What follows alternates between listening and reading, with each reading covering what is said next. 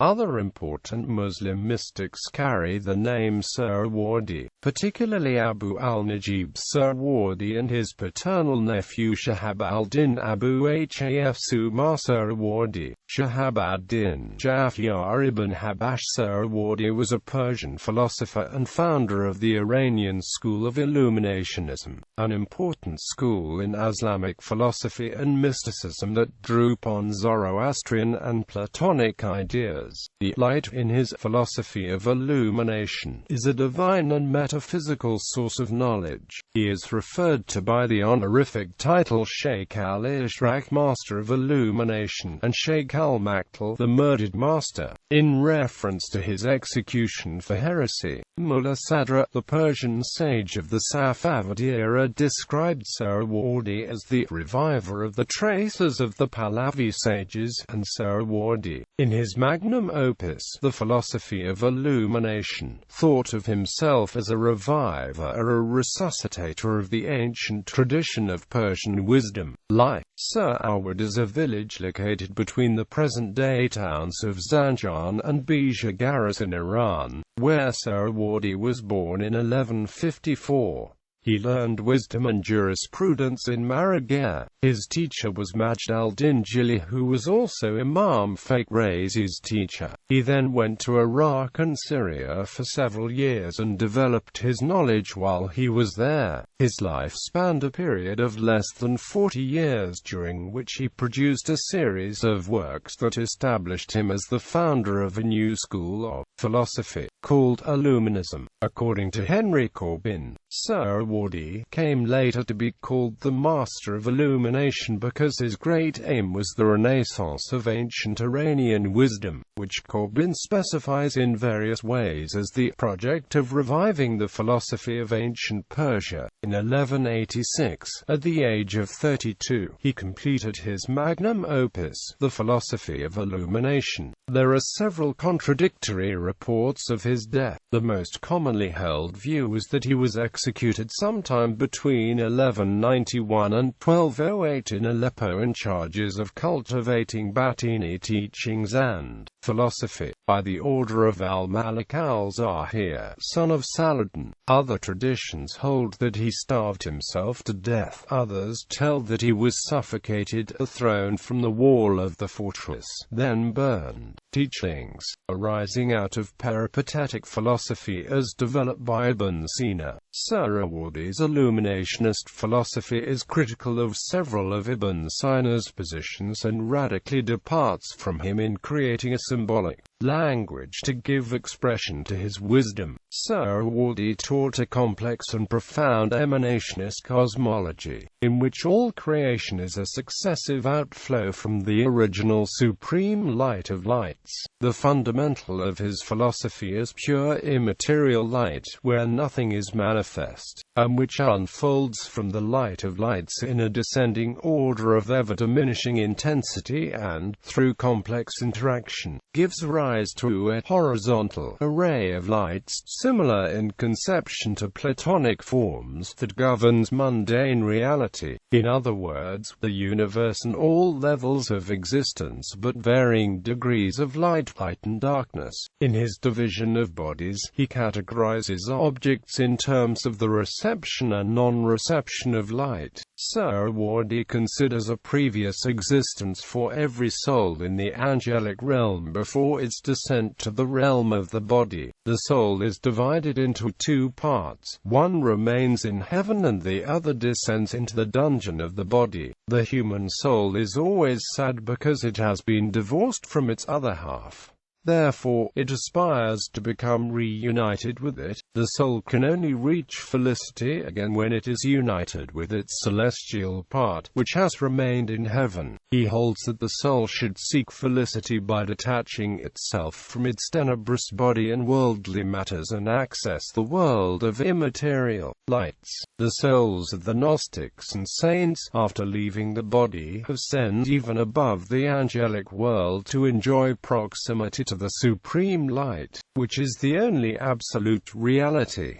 Suhrawardi elaborated the Neoplatonic idea of an independent intermediary world, the imaginal world. His views have exerted a powerful influence down to this day, particularly through Mullah Sadr's combined peripatetic and illuminationist description of reality. Influence. Suhrawardi's Illuminationist project was to have far-reaching consequences for Islamic philosophy in Shiite Iran. His teachings had strong influence on subsequent esoteric Iranian thought, and the idea of decisive necessity is believed to be one of the most important innovations in the history of logical philosophical speculation, stressed by the majority of Muslim logicians and philosophers. In the 17th century, it was to initiate an Illuminationist Zoroastrian revival in the figure of the 16th century sage Ishaq ibn Suhrawardi and pre-Islamic Iranian thought.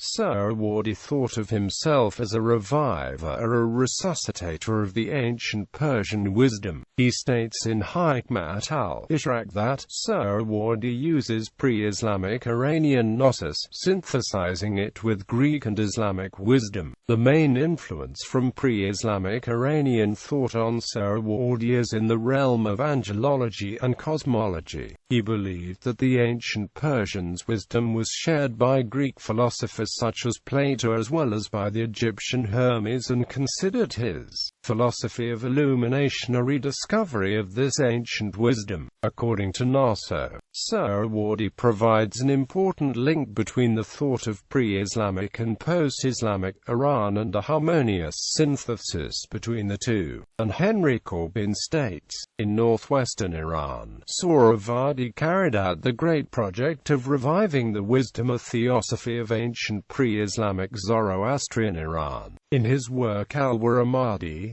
Suhrawardi offers an esoteric interpretation of Ferdowsi's Epic of Kings, in which figures such as Feridun, Zahik, Khusraw and Jamshid are seen as manifestations of the divine light.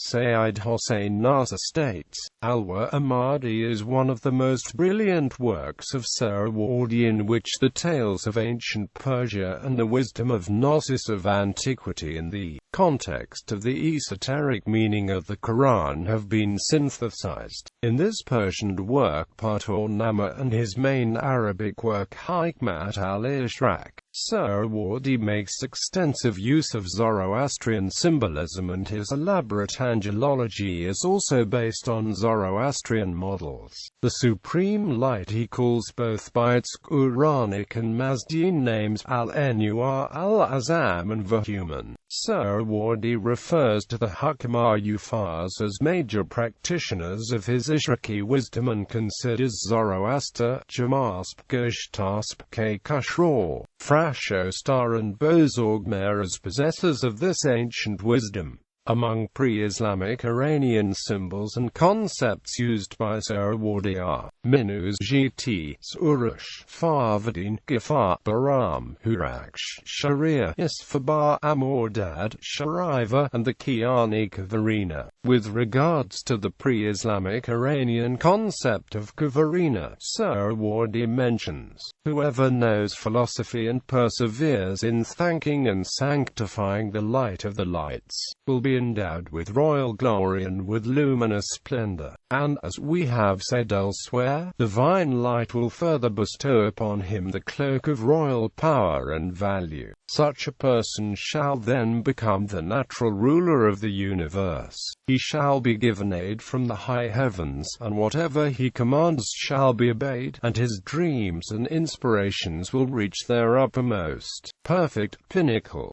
Suhrawardi and Illumination School. According to Hossein Nasr, since al-ʿIshraq was not translated into Western languages in the medieval period, European had little knowledge about Suhrawardi and his philosophy.